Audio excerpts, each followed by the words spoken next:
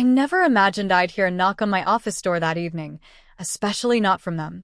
After everything that had happened, they were the last faces I expected. Yet there they stood, my mother, my brother, and my aunt, huddled together like a group of predators that had finally stopped circling and decided to strike.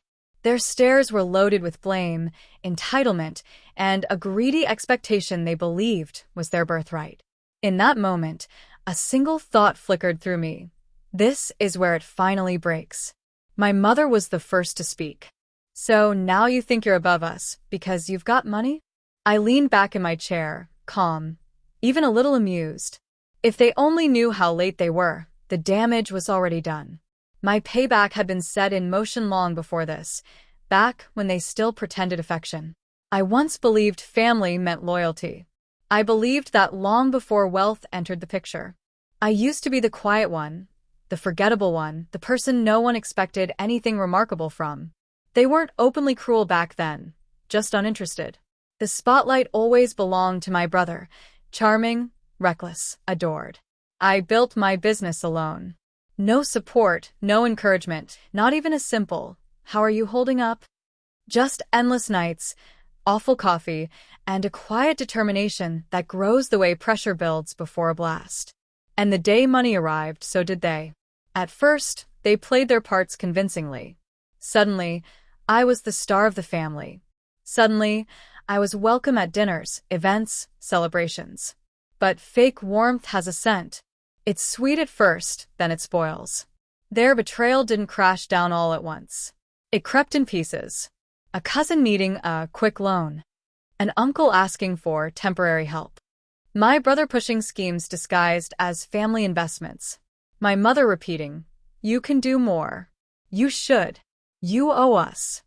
They started acting like my success was a shared inheritance, like my bank account had their names carved into it.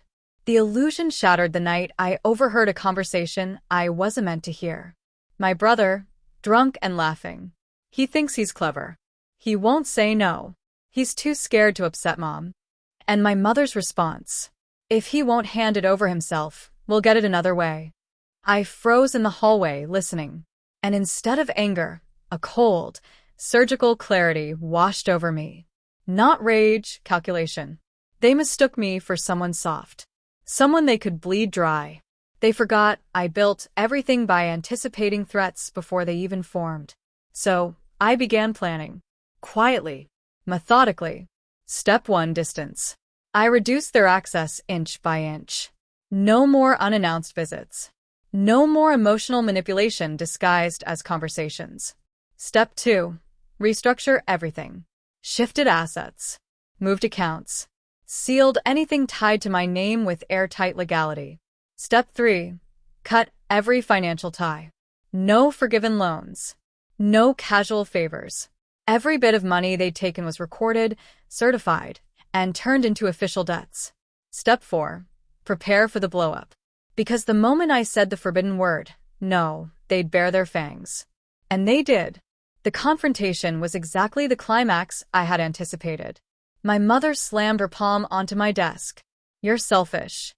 You turned your back on your own blood." My brother leaned in aggressively. "You owe us.